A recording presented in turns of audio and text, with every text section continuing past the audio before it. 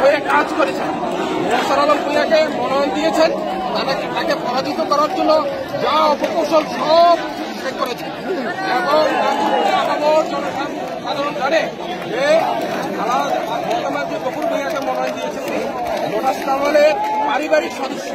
আপনারা গত কিছুদিন আগে দেখেছেন মনিরুল চৌধুরী সাহেব একটা সাক্ষাৎকার দিয়েছেন যে উনি ওনার বাবার ইয়েতে জানাজাতে গিয়ে দেখছেন কি দেখছেন, হ্যাঁ উনি ওটা একটা বলেছেন। তবে তৃণমূলের বিএনপি কারণ 16-17 বছরে একটি মামলা নাই, কারণ হ্যাঁ কখনো ছিল না, পুরো আওয়ামী লীগের হয়ে কাজ করছে।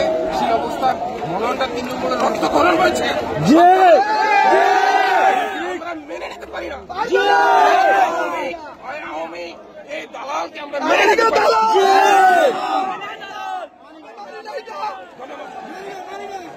আমার নুরুল ইসলাম সোহাগ, আমি থানা এমপির সেক্রেটারি।